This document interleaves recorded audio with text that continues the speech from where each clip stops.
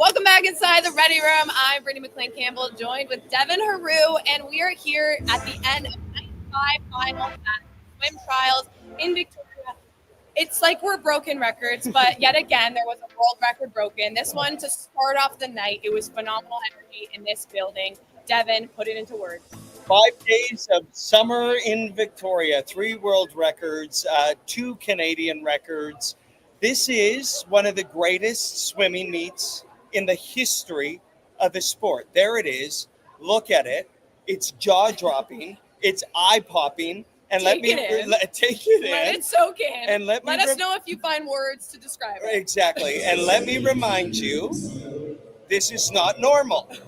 Yes, we also have to pinch ourselves when we talk about it, because what we're witnessing is in another planet. I've been a part of this sport for quite some time, and I've never seen anything like it. Of course, we're comparing her a lot to the great Michael Phelps, because that was one of the times where we've seen people break multiple world records in the span of a couple days. But it sounds like you got a thought to that. I have a fact. Okay. I want to be ready for you, Brett. In the Ready Room. In 2006, that was the last time world records were broken here at Commonwealth Place. Michael Phelps broke 3 world records during one meet, Pan Pacs. 19 years later, Summer McIntosh breaks 3 world records in one meet.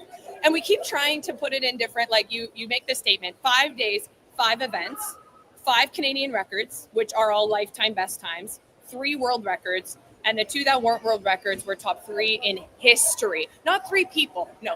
3rd performance in history. That was in the 800 freestyle, and then 2nd fastest performance in the 200 butterfly.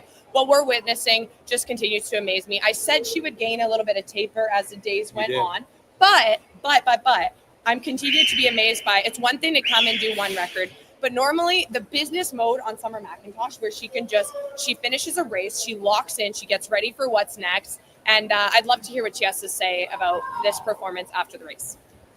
I think 400 IM is the race I've come close to mastering for myself. So going into tonight, I knew it would take an extra little push if I wanted to lower or go a best time, I like to say, since I hold the world record. So happy to go best time. I think there's still lots of room for improvement in and out of the turns, and my second 50 breaststroke, I think, I started to slip a little water. So, I mean, overall happy with the time, but I know I can go faster.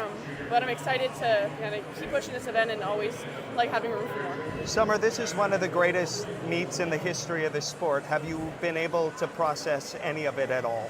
No, not at all. I think what I do personally, what works for me is during the meet, I really don't like to think about it. I mean, I'll celebrate and then I'll kind of compartmentalize it and focus on the next race. But now that I'm done, we can kind of chill out.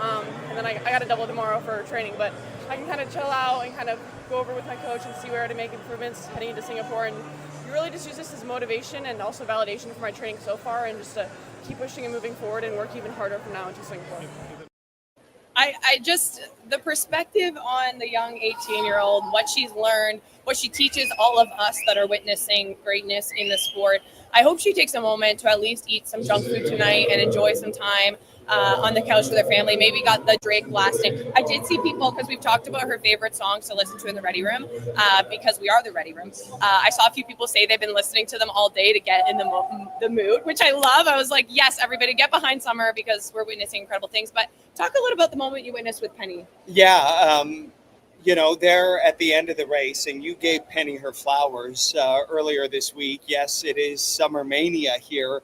But before all of this, it was Penny Oleksiak winning all those medals and kick-starting the party in 2016. And not far from here, about 5 steps away, Summer has to make her way down the pool deck.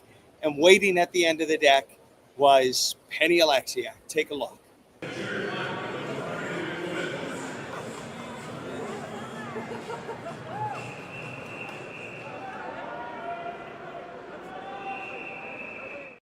I love it. It's just so fun to watch.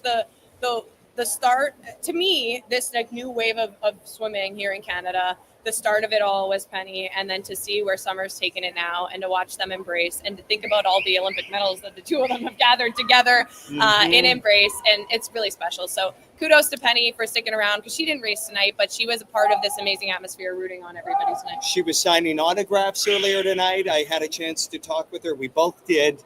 So relaxed, loving all of this. You'll be able to watch that extended interview in the coming days on CBC Sports, YouTube, Penny, Summer, All the stars were All here. the things. We should say her time, 4:23, Yes. 6'5". We didn't even talk about it, but she took another half second off. Like she said, she's now just going for best times. Those best times happen to be world records.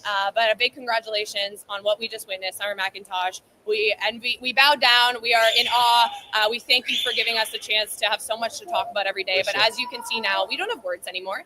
But another really great night and day in the pool. We saw multiple other Canadian records broken. So far, we've seen Canadian records every single day. A solid showing for the Paralympic program. Tyson Jacob in the SM5 200 IM from this morning. Reed Maxwell also lowered his own Canadian record in the 200 IM, SM8. And Ethan Eck, which to me was one of the highlights of the night, the 200 backstroke.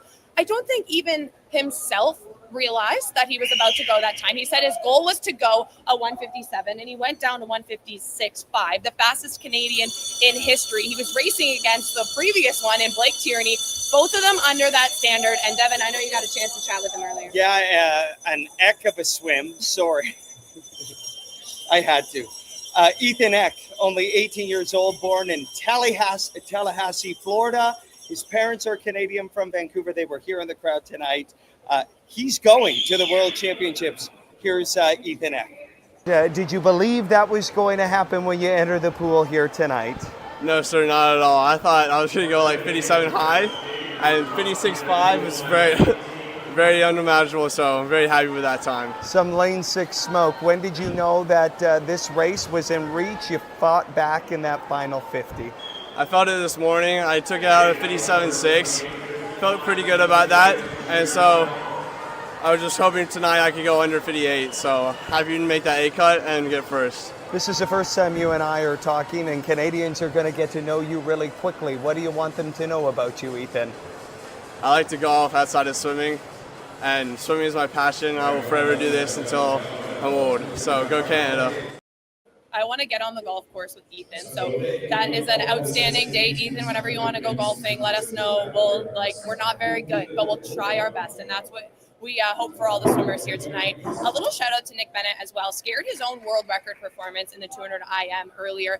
We've been on world record watch when it comes to summer, but Nick sounded like he was pretty pumped up about that race. He was pumped up about it from Parksville, not far from here. Yeah. Said he grew up in this pool, 7 years old, swimming here, had a cheering section, family here. Nick, go sign. Yeah, it was so nice. And just a quick update, because I know we let you know that he's moving to Montreal with his sister. I asked him about that. He said there's still apartment shopping, but it's all in motion. So Nick's geared up for a great summer, and he'll be at the World Championships in Singapore as well, Brittany. And one highlight I wanted to note from tonight, it was the first night of all of our trials where we saw in the Olympic program 2 Canadians under that Aqua A standard, which means that we will be sending 2 Canadians to the World Championships across that event. So that is in the men's 200 backstroke, we saw Tierney and S. The women's 200 backstroke, we saw Krieger and Wilm. In the women's 400 IM, we saw McIntosh and Harvey. And in the men's 400 IM, we saw Yankovic and Wigginton, which we didn't even go over that race, but it was phenomenal for both of them. They gave each other a really good race. You always say iron sharpens iron, but they were challenging each other. And both of them, it was their second fastest they've ever been. So really strong performances there in the men's 400 IM. And Mary Sophie Harvey, another best time in the women's event. So lots of exciting things coming out of this program. But I think we talk a lot about the success of summer and what the potential is to rise to the top. But in order for this Canadian program to continue to be successful, depth is the magic word. Depth is that big thing we're looking for. And to have 2 athletes in each of the events tonight really shows that piece is growing. It gets me excited for the future. And speaking of the future, Madison Krieger, who was the junior athlete that I was kind of teeing up that might be doing well here, won the 200 backstroke. You got a chance to chat with her after. She seemed pretty happy. Well, you mentioned that all those swimmers meeting that standard. I was busy. I was running around tonight talking to all of them. And of course, in the ready room, we made predictions. We picked our breakout swimmers. You, of course, picked Madison Krieger, 16 years old. And so I had to ask her, Britt, as we wind down for tonight and look ahead, of course, to tomorrow. The team will be announced. But as we wind down tonight, we'll leave you with this. I asked Madison if she saw Britt picking her as a breakout swimmer. Check it out. Madison, my colleague, Brittany, picked you as a breakout swimmer, and I know you were aware of that. Yes. What does that mean, and what has this all been like for you? Honestly, my roommate Apollo, he told me like, "Hey Madison, you're famous, you're on Brittany's podcast." And so I was in the car and I'm watching it, and I was like, I feel like it still doesn't register in my mind that people like know I exist. So that was just kind of crazy to like actually be able to do that. And I know she talks about it a lot, and I'm just really grateful to have that support. Congratulations. See you in Singapore. Thank you.